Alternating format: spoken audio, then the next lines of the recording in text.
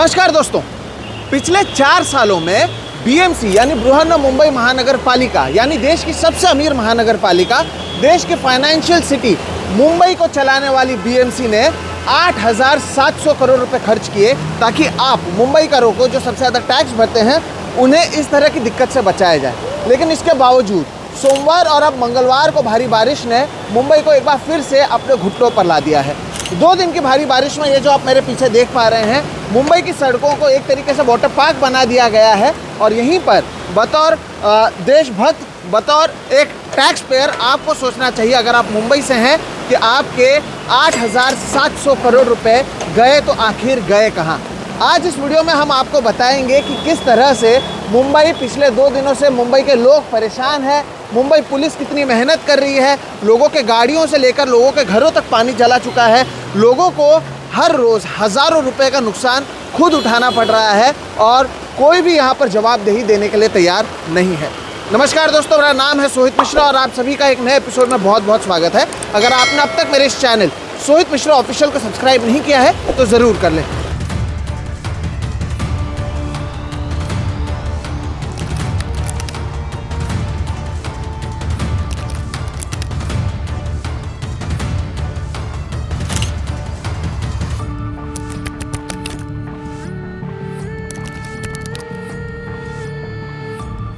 दर्शकों, जहां से इस वीडियो को मैं शूट कर रहा हूं, ये मुंबई का दादर टीटी है।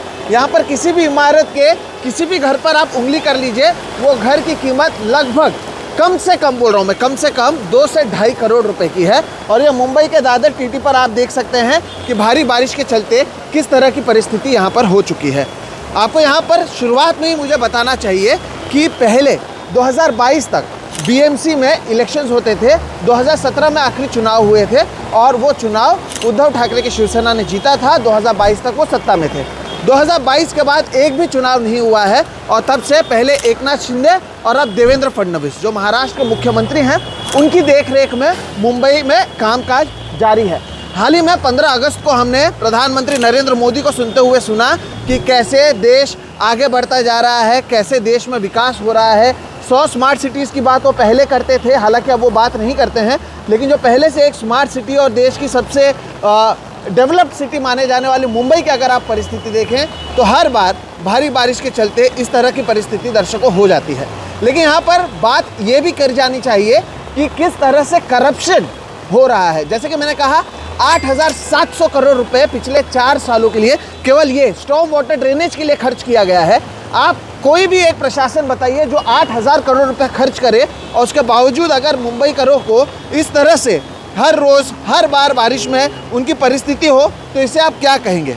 आइए आपको मैं, क्योंकि बात कर भी रहा हूँ, तो आंकड़े भी दे देता हूँ। जो आंकड़े खुद बीएमसी के वेबसाइट से मैंने निकाले हैं, जो मुझे लगता है कि आपको बताने की ज़रूरत है ताकि आपको पता चल सके कि कितना खर्च बीएमसी की ओर से किया गया है और उसके बाद उसका फ़ायदा या नुकसान हमें कितना हुआ है। 2022 में एकनाथ शिंदे की शिवसेना जब वो सत्ता में आए और बीएमसी का कार्यकाल खत्म हुआ तो उनकी देखरेख में बीएमसी में कामकाज शुरू हुआ। 2022 में स्टॉर्म वाटर ड्रेन्स के लिए 2022-23 के लिए 1,539 करोड़ रुपए खर्च किए गए। उसके बाद 2023-24 में इस आंकड़े को बढ़ाकर कर दिया गया 2,570 करोड़। 2024 में चुनाव थे ना, तो नेताओं को पैसे लगते हैं, तो 2,570 करोड़ रुपए तब कर दिए गए। 2024-25 की अगर मैं बात करूं, तब 2024-25 में स्टॉर्म वाटर ड्रेनेज के लिए 1,930 करोड़ रुपए खर्च किए गए और अब 2025-26 के लिए जब अभी बजट हुआ तो इसके लिए स्टॉर्म वाटर ड्रेनेज के लिए 2,200 करोड़ रुपए खर्च किए गए। दर्शकों, आप मुझे बताइए, इसे आप करप्शन मानते हैं या नहीं मानते हैं? क्या आपका वाकई मानना है कि 8,000 करोड़ से ज़्यादा खर्च करने के बावजूद इस तरह से लोगों के घरों में पानी जाएगा, इन लोगों के जिनके गाड़ियों में पानी जाएगा, क्या उसका भुगतान बीएमसी की ओर से किया जाएगा? हर बार बड़ी बड़ी बातें चुनाव के समय की जाती है। ये देखिए, अब मुझे पता नहीं कि इसके नीचे क्या है। ये जो सरकारी संपत्ति है, बीएसटी की बस आप मेरे पीछे देख रहे हैं, अगर ये कल बंद पड़ जाती है तो इसका जो पैसा है, इसका जो रिपेयरिंग है, वो तो आपके और मेरे टैक्स मनी से किया जाएगा। और अगर इसी तरह की परिस्थिति मौजूद है तो आप बताइए कि कामकाज क्या हो रहा है यहाँ पर। क्या इसे हम भ्रष्टाचार माने या ना माने? हाल ही में जब मई महीने में पहली बारिश हुई थी, हमने आपको बताया था कि कैसे मुंबई का जो नया एक्वा मेट्रो लाइन बना है 15 दिन पहले उसकी शुरुआत हुई थी। पहली बारिश में उसे बंद करना पड़ा था क्योंकि मेट्रो लाइन जो अंडरग्राउंड गया हुआ है उसमें पानी भर गया था। अब अगस्त का महीना है, बहुत समय मिला था सरकार को तैयारी करने के लिए।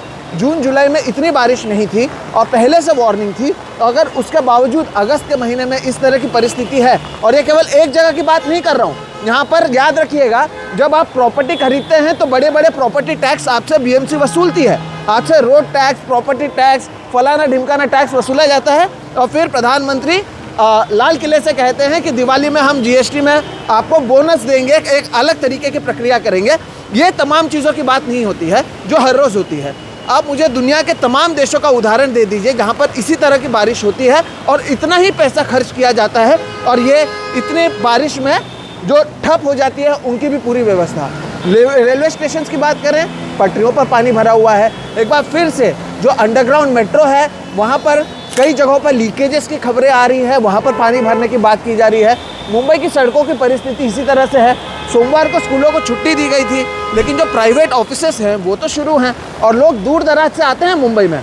मैं दादर इलाके में मौजूद हूँ, इससे भी कई जगहों पर इससे ज़्यादा पानी भरा हुआ है, लेकिन हमें हमारे इक्विपमेंट्स को संभालना है, अपने आप को संभालना है, इसलिए हम सुरक्षित स्थानों से कर रहे हैं। पहले भी लोग गड्ढों में गिरकर मरे हैं, अभी भी गड्ढों में गिरकर लोग मर रहे हैं और हम बात करते हैं कि किस तरह से हमने डेवलपमेंट कर दिया है। एक और चीज़ यहाँ पर मैं आपको बता दूँ, मैं टीवी में रह चुका हूँ। मैं टीवी में खुद 2022-23 तक जब उद्धव ठाकरे की देखरेख में बीएमसी चलती थी, तब हम टीवी पर उद्धव ठाकरे, आदित्य ठाकरे या जो मुंबई के मेयर होते थे उनकी तस्वीरें दिखाकर उनसे सवाल पूछते थे और बोलते थे कि कैसे मुंबई डूब गई है। 2022 से, जैसे कि मैंने कहा, चुनाव नहीं हुए हैं और बीएमसी जो है वो जो महाराष्ट्र की सरकार और महाराष्ट्र के मुख्यमंत्री हैं उनके देखरेख में चलाई जा रही है।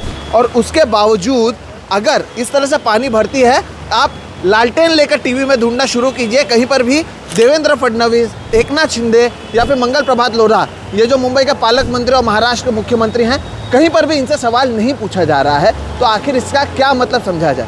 अब दिसंबर महीने में चुनाव होने वाले हैं, उससे पहले ये जो तस्वीरें हैं ये आपके सामने आनी ज़रूरी है।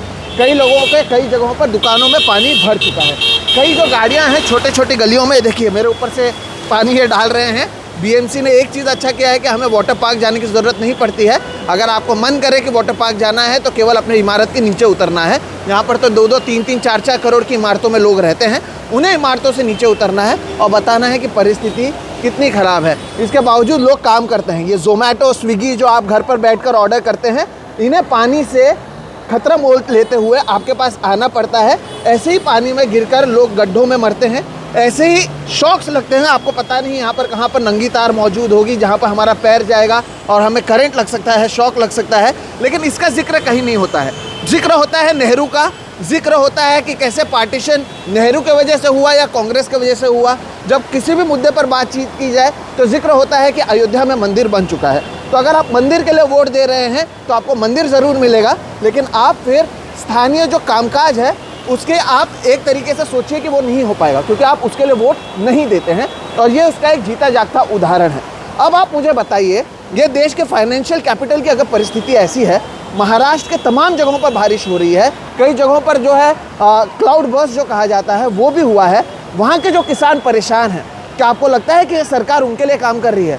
जिनकी फसल की बर्बादी हुई है, क्या आपको लगता है सरकार उनके लिए काम कर रहे हैं?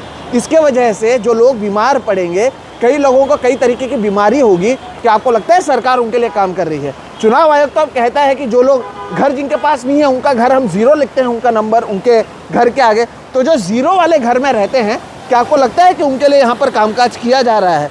देखिए, लोगों की गाड़ी बंद हो चुकी है, कई जगहों पर पुलिस वाले गाड़ी को धक्का दे रहे हैं, बाइक वाले किस तरह से अपने सामान लेकर जा रहे हैं, अपनी गाड़ियों को लेकर जा रहे हैं। इनके इंजन को जो खराबी होगी, इनकी जो मैकेनिक के पास जाके खर्च करना होगा, उसका खर्च क्या बीएमसी उठाएगा या देवेंद्र फडणवीस उठाएंगे? या फिर हम इसी में खुश हैं कि इस बार गणपति के लिए इतना चंदा दिया गया, दहीहंडी के लिए इतना चंदा दिया गया, या फिर मस्जिदों के ऊपर से लाउड स्पीकर निकाला गया? क्या ये आपके लिए मुद्दे हैं? ये आपको सोचने की ज़रूरत है। याद रखिए, बारिश हो रहा है, हर साल होता है। मुंबई एक कोस्टल इलाका है और हर साल इसी तरह से पानी भरता है। जब बीजेपी के लोग विपक्ष में थे तब वो उद्धव ठाकरे, शिवसेना से सवाल पूछते थे। अब उनकी देखरेख में सरकार चल रही है। जैसे नेहरू हर चीज़ के लिए देश में जिम्मेदार हैं, वैसे आप पाएंगे कि मुंबई में हर चीज़ के लिए ठाकरे जिम्मेदार हैं। क्योंकि अब भी सवाल उनसे ही पूछा जाएगा, कहा जाएगा उनकी ओर से काम नहीं किया गया। लेकिन 2022, 2023, 2024 और अब 2025 मैंने बताया कि कैसे केवल इन 4 सालों में 8,000 करोड़ रुपए खर्च किए गए, ताकि करोड़ों के घर लेने के बाद जब आप नीचे उतरेंगे तो आपको स्विमिंग पूल अपने सोसाइटी के बाहर भी मिल सकेगा। और फिर लोग सोचते हैं कि अमीर लोग भारत छोड़कर बाहर क्यों जा रहे हैं, क्योंकि अगर फाइनेंशियल कैपिटल के एक प्रमुख इलाका दादर की परिस्थिति ऐसी है दर्शकों, तो आप सोचिए कि मुंबई के ऐसे इलाके जो निचले इलाके हैं, जहाँ पर झुग्गी झोपड़ियाँ हैं, कई जगहों पर हमने देखा है कि जो माउंटेन के कुछ जो पहाड़ के आसपास है उनके घरों पर इसका असर पड़ा है, और इसके बावजूद लोग यहाँ पर रह रहे हैं, लोग मर रहे हैं, अस्पतालों की हालत ख़राब है। और इस सब के बीच में आपको बताया जाएगा कि कैसे अयोध्या में मंदिर बन चुका है, कैसे ऑपरेशन सिंदूर सक्सेसफुल रह चुका है, और फिर हर घर तिरंगा यात्रा निकालकर आपको देशभक्ति का पाठ पढ़ाया जाएगा। लेकिन आप सवाल नहीं पूछ सकते कि मेरे बिल्डिंग के नीचे, मेरे घर के नीचे, मेरे मेन रोड पर स्विमिंग पूल हर साल क्यों बन जाता है, 8,000 करोड़ रुपए कहाँ खर्च हुए। तो आज इस वीडियो के ज़रिए हमने आपको यही बताने की कोशिश की है। मुझे पता है इस मुद्दे को दबाने के लिए चुनाव से पहले और कई सारे मुद्दे आ जाएंगे, कभी कबूतर का मुद्दा आ जाएगा, कभी हाथी का मुद्दा आ जाएगा, कल कोई नया मुद्दा आ जाएगा, नहीं तो हिंदू मुस्लिम सिलेबस तो हर किसी के पास मौजूद है। लेकिन ये जो मुद्दे जो आपको, मुझे, हर किसी को प्रभावित करते हैं, ये दर्शाता है कि पिछले 75 साल में मुंबई की फाइनेंशियल कंडीशन क्या है, मुंबई की जो देश की जो फाइनेंशियल कैपिटल है मुंबई, वहाँ की परिस्थिति कैसी है। और अगर मुंबई की परिस्थिति ऐसी है तो देश के जो गरीब इलाके हैं वहाँ की परिस्थिति कैसे होगी, ये आप सोचिए और समझिए और ख़ुद से पूछिए कि क्या वाकई विकास हुआ है। और अगर विकास हुआ है तो क्या प्रधानमंत्री के जो दुनिया भर के दोस्त हैं जिनसे वो गले मिलते हैं, हाथ मिलाते हैं, उन्हें मुंबई में यहाँ पर लाकर वो दिखाएंगे मुंबई में इस तरह का विकास हुआ है। ये सोचने वाली बात है दर्शकों। फिलहाल इस वीडियो के ज़रिए हम आपको एक रियलिटी चेक देने की कोशिश कर रहे हैं। हमें मज़ा नहीं आता है गंदे पानी में यहाँ पर खड़े रहने में, हमारे इक्विपमेंट्स ख़राब होते हैं, हमें अलग अलग बीमारियाँ होती हैं। और केवल मेरी बात नहीं, जितने भी पत्रकार हैं, कैमरा पर्सन्स हैं, या मुंबई पुलिस के लोग हैं, बीएमसी के लोग हैं, तमाम कर्मचारी हैं जो काम कर रहे हैं, यहाँ पर अधिकारियों से सवाल पूछा जा रहा है। ग्राउंड लेवल के कर्मचारी तो बेचारे दिन रात मेहनत करते हैं, अधिकारी लोग बाद में बड़े बड़े अधिकारी जो हैं कभी ECI में पहुँच जाएंगे, कभी किसी मुख्यमंत्री के करीबी हो जाएंगे, वो मज़ा लेते हैं और सज़ा मुंबई करों को और ग्राउंड लेवल के कर्मचारियों को करना पड़ता है। तो ये जो स्विमिंग पूल है ये आप सभी को मुबारक। और इस वीडियो के ज़रिए हमने आपको मुंबई के बीचों बीच भारी बारिश में बने हुए स्विमिंग पूल को दिखाने की कोशिश की है। फिलहाल इस वीडियो में इतना ही दर्शकों। अगर वीडियो पसंद आए तो इसे लाइक करें, दूसरों के साथ साझा करें, चैनल को सब्सक्राइब नहीं किया तो ज़रूर कर लें। हम इस तरह के रियलिटी चेक आपको बार बार देते रहेंगे। फिलहाल मुझे दीजिए इजाज़त। मेरा नाम है सोहित मिश्रा, आप देख रहे हैं सोहित मिश्रा ऑफिशियल। नमस्कार।